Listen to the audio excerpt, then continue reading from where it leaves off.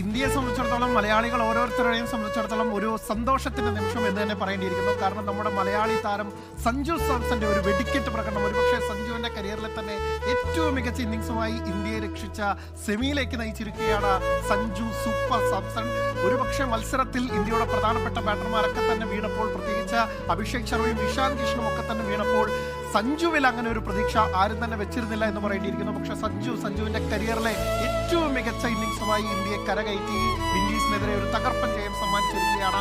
97 runs പുറത്താകാതെ 97 റൺസുമായാണ് സഞ്ജു ഇന്ത്യയെ ജയത്തിലേക്ക് നയിച്ചത്. പ്രത്യേകിച്ച് ക്യാപ്റ്റൻ സൂര്യകുമാർ യാദവും ഹാർദിക് പാണ്ഡ്യ അടക്കമുള്ള താരങ്ങളൊക്കെ തന്നെ ഓരോ ഘട്ടത്തിൽ വീണെങ്കിൽ പോലും റൺ റേറ്റ് ഒട്ടും താഴാതെ കൃത്യമായി ഇന്ത്യക്ക് ജയം ഇല്ലെങ്കിൽ ഇന്ത്യയെ മുന്നോട്ട് കൊണ്ടുപോയി വിജയം കുറിക്കുന്നത് പോലും കണ്ടു. ഒരുപക്ഷെ മലയാളികളും സഞ്ജു ആരാധകരും ഒക്കെ തന്നെ കാത്തിരുന്ന നിമിഷം ഇതാണ്. സഞ്ജുവിനെ ലോകകപ്പ് ടീമിൽ ഉൾപ്പെടുത്തിയപ്പോഴും അല്ലെങ്കിൽ സഞ്ജുവിന് ഓരോ തവണ അവസരം കൊടുക്കുമ്പോഴും വിമർശകരൊക്കെ തന്നെ ഉന്നയിച്ച കാര്യങ്ങളുണ്ട്. ഈ ഇത്ര കൺസിസ്റ്റന്റ് അല്ലാത്ത താരത്തിന് എന്തിന് അവസരം കൊടുക്കുന്നു എന്നുള്ളത്. പക്ഷേ സഞ്ജു ഇതാ കാണിച്ചു തന്നിരിക്കുന്നു എന്താണ് ടാലന്റ്, അല്ലെങ്കിൽ തനിക്ക് എന്ത് ചെയ്യാനാവും എന്നുള്ളത് സഞ്ജു കാണിച്ചു കൊടുത്തിരിക്കുന്നു. ഒരുപക്ഷെ ഈ മത്സരത്തിൽ തോറ്റാൽ ഇന്ത്യ പുറത്തേക്ക് പോകുമായിരുന്നു. നിലവിലെ ചാമ്പ്യന്മാരാണ്. പക്ഷേ സഞ്ജു ഇന്ത്യയെ രക്ഷിച്ചു, ഇന്ത്യയുടെ മാനം കാത്തു എന്ന് തന്നെ പറയേണ്ടിയിരിക്കുന്നു. എന്തായാലും സഞ്ജുവിന്റെ ഒരു കിഡിലൻ ഇന്നിംഗ്സ് എന്ന് തന്നെയാണ് പറയേണ്ടത്. അഭിഷേക് ശർമ്മ 10-നും ഒപ്പം തന്നെ ഇഷാൻ കിഷനും പുറത്തായപ്പോൾ സഞ്ജു ഇല്ലായിരുന്നെങ്കിൽ ഒരുപക്ഷെ ഇന്ത്യ വലിയൊരു പ്രഷറിലേക്ക് പോവുകയായിരുന്നു. പക്ഷേ സഞ്ജു 50 പന്തിൽ 97 റൺസ്, അതും പുറത്താകാതെ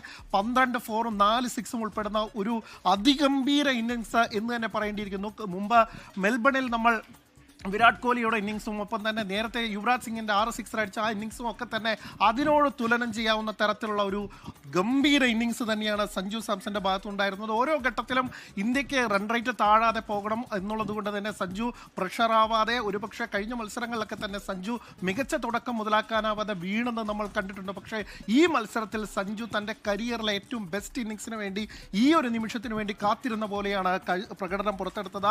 194 സഞ്ജുവിന്റെ സ്ട്രൈക്ക് റേറ്റ് എന്നുള്ളത് എടുത്തു പറയേണ്ടിയിരിക്കുന്നു. കാരണം ഒരു ഘട്ടത്തിൽ പോലും സഞ്ജു പതറുന്ന കാഴ്ച കണ്ടില്ല.